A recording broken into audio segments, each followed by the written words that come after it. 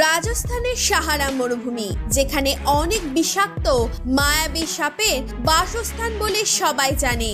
অনেকেই বলে এই মায়াবী সাপের ছোবলে একটি মানুষের প্রাণ 1 সেকেন্ডের মধ্যে শেষ হয়ে যায়। যারা সাহারা মরুভূমির মধ্যে মায়াবী ইচ্ছাধারী নাগ-নাগিনকে দেখেছে, সেই ব্যক্তি পরবর্তীকালে মানসিক ভারসাম্যহীন হয়ে পড়েছে। বন্ধুরা, এই মরুভূমিকে পৃথিবীর সবচেয়ে ভয়ঙ্কর মরুভূমি বলে মনে করা হয়, কারণ এখানে সব জায়গায় ছড়িয়ে থাকে বিষাক্ত মায়াবী সাপ। লোকের মুখে শোনা যায় এই মরুভূমির মধ্যে এমন একটি জায়গা আছে যেখানে হিরে রত্নের খাজানা আছে। কিছু লোক তো ওই জায়গা খুঁজতেও গেছিল, কিন্তু যত লোকই গেছে আজও তারা ফিরে আসেনি। ওই জায়গা সম্বন্ধে একটি সত্য ঘটনা আজ আপনাদের দেখাবো, যেটা দেখার পর আপনিও অবাক হয়ে যাবেন। আসলে ঐতিহাসিক তথ্য এবং অ্যান্টিক জিনিসপত্র নিয়ে রিসার্চ করত ভবেশ নামক এক প্রত্নতাত্ত্বিকবিদ, এবং ভবেশ ওই জায়গায় যাবে বলে ঠিক করে সাহারা মরুভূমির ওই রহস্যময় গুহাতে, যেখানে হিরে রত্ন জহর সবকিছুর খাজানা লুকিয়ে আছে।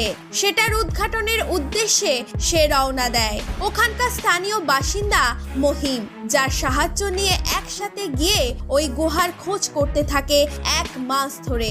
অবশেষে তারা গুহা আবিষ্কার করে।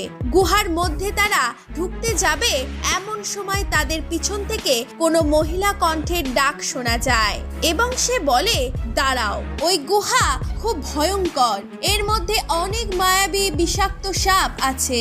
মহিমের বুঝতে অসুবিধা হয়। সে ভাবে এই মহিলা এই মরুভূমির মধ্যে এলো কি করে। মহিম তাকে জিজ্ঞাসা করে, তুমি কে, এখানে কি করছো? তখন সেই মহিলা উত্তর দেয়, আমি একজন সাপুড়ে। আমি এই গুহার মধ্যে বিনের সাহায্যে অনেক সাপকে বশে এনেছি। ভবেশ তখনই ওই মহিলাকে টাকা দেয়। সে যেন তেন প্রকারেণ ওই গুহার মধ্যে ঢুকতে চায় এবং সেই অ্যান্টিক জিনিস এবং রত্ন নিয়ে যাবে বলে ঠিক করে। মহিম ওই গুহার বাইরেই থেকে যায়, আর ভবেশ ওই সাপুরের সাথে গুহার মধ্যে ঢুকে যায়। ভবেশ যখন একটু ভিতরে যায় গুহার মধ্যে, তখন সে দেখে দেয়ালে কিছু আটকে আছে এবং খুব চকমক করছে সেটা। ভবেশ যখন আরো ভিতরে যায়, তখন আরো হিরে চকমক করছে সেটা সে দেখতে পায়। যেই ওই হিরেকে ভবেশ শুতে গেছে, তখনই ওখানে একটা বড় সাপ চলে আসে। ভবেশ ভয় পেয়ে যায়। তখনই ওই সাপুরেটি বিন বাজিয়ে সাপকে ওখান থেকে ভাগিয়ে দেয়। ভবেশ ওই হিরেকে নেবে বলে হাত আগে বাড়ায়। মহিম বাইরে এসে দেখে ভবেশ ক্যামেরা নিয়ে যেতে ভুলে গেছে। তখন সে ভবেশকে ক্যামেরা দিতে গিয়ে মহিম যখনই ওই গুহার মধ্যে প্রবেশ করে, তখনই সে সাপের ভয়ঙ্কর আওয়াজ শোনে।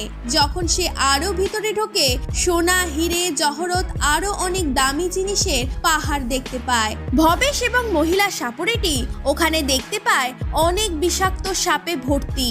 এরপর কিছু দূরে দেখতে পায় কিছু হাড় গোড় পড়ে আছে, কিন্তু ভবেশ তার লালসার কারণে ওই সব লক্ষ্য করলো না।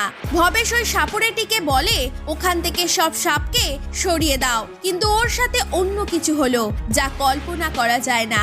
ওই সাপুরেটির দাঁত হঠাৎ করে বড় হতে থাকে, ওর চেহারা সাপের মতো হতে থাকলো। ধীরে ধীরে একটি বিষাক্ত বিশালাকৃতির ভয়ঙ্কর সাপে পরিণত হয়ে যায়।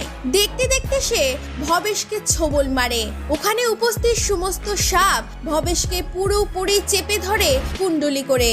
ওখানে সমস্ত সাপ বারবার তাকে ছোবল মারতে থাকে। এইসব দেখে মহিমের হাত থেকে ক্যামেরাটি পড়ে যায়।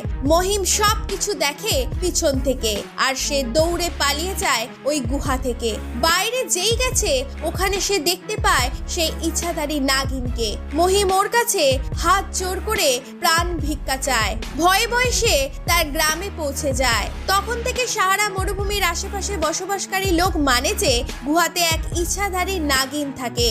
নাগিন ওই গুহাকে রক্ষা করছে আজও, কারণ কেউ যদি খাজানার লোভে সাপেদের মেরে ফেলে, তাই সে আজও ওখানে থাকে। তো বন্ধুরা, আপনার কি মনে হয়, আপনি যদি ওই গুহার রাস্তা পেয়ে যান, তাহলে আপনি কি ওই গুহার মধ্যে থাকা খাজানার জন্য ওখানে যাবেন? আপনার মতামত কমেন্টে অবশ্যই লিখে জানাবেন। আজকের মতো এই পর্যন্তই। দেখা হবে পরের এক ইন্টারেস্টিং ভিডিওতে। ধন্যবাদ।